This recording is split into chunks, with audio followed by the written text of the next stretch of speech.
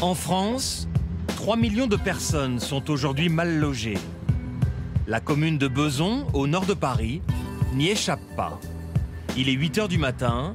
Comme chaque semaine, le maire, Dominique Lespard, s'apprête à rencontrer les mal logés de sa ville.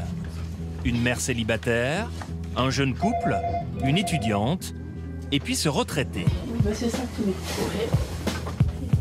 Avec 800 € par mois, Mohamed Satouri doit payer 600 € de loyer pour un 36 mètres carrés avec son fils. Le problème, il est petit. Bien. Il a un garçon de 16 ans et il est dans un T2. Et il dort avec son fils dans la même pièce. De plus en plus de Français sont touchés par la crise du logement. Leurs profils sont très différents. Charlène, 25 ans, étudiante, contrainte de vivre chez ses parents. Alors moi je suis venue parce que je vis chez mes parents et j'aimerais avoir mon indépendance, donc je suis venue faire une demande. Laura et Sylvain sont tous les deux en CDI, mais n'ont pourtant pas de logement. On voudrait avoir un enfant et avoir une chambre supplémentaire. Ouais, j'imagine que c'est un petit peu, vous attendez le logement aussi pour pouvoir avoir un enfant. Voilà. Faire les choses dans l'ordre. Le mal logement. Entrez, monsieur, dame. Une maladie qui gagne du terrain. Bonjour, madame. Sauf qu'ici, le maire n'a pas de remède. Il faut faire prévoir, faire anticiper, mais bon, de manière vache. Voilà, la question qui m'est posée, vous n'avez pas de proposition à faire? Non, je n'ai pas de proposition à faire. Et c'est très rare que dans les permanents, je puisse avoir une proposition à faire. C'est simplement écouter. Bien, bon courage. Un élu impuissant. Il n'a qu'une centaine de HLM à attribuer chaque année. C'est bien peu face aux 1300 demandes qui s'empilent dans cette pièce. Pourtant, Bezons, avec 38% de logement social, est l'une des communes qui construit le plus de HLM en France.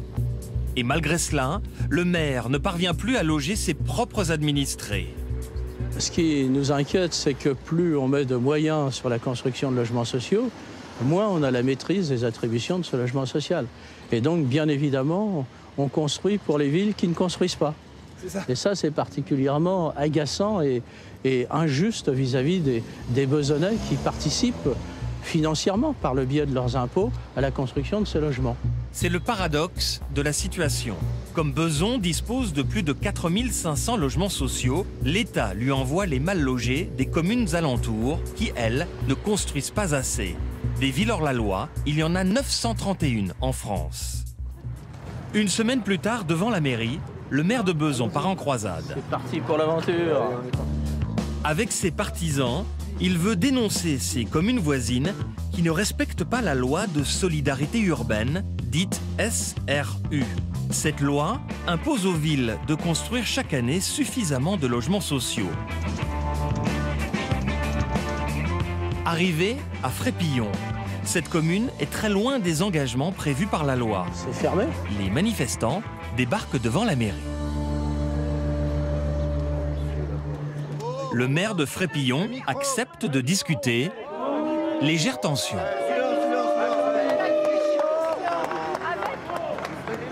Vous n'avez rien fait sur votre ville. Toutes les communes avaient construit des logements il y a 10 ans, on n'en serait pas là, monsieur. Je viens vous dire que votre manifestation est injustifiée. Nous sommes une commune de 2500 habitants et 2500 habitants pour produire des logements sociaux. Je peux vous dire que c'est difficile et que le conseil municipal ici s'est formellement engagé. On a une opération devant l'église de 30 logements. Il a fallu 10 ans pour la monter, monsieur. Je n'ai pas des services comme dans une commune de 30 000 habitants. Voilà. Je ne sais pas si on a autre chose à ajouter. On est sur des principes. On ne changera pas d'avis. Vous non plus. Monsieur Lespard, je vous salue. Au revoir, messieurs. Au revoir, mesdames. Le maire se défend. Il a lancé un programme de 140 logements sociaux. En France, 931 communes rechignent toujours à construire assez de HLM. Pour ces militants, il y a pourtant urgence. 1 300 000 personnes sont en attente d'un logement social.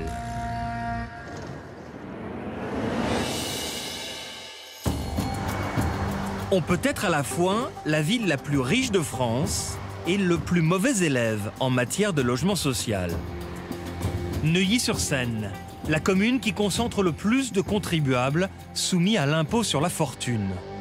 La ville dont le maire fut pendant 20 ans Nicolas Sarkozy.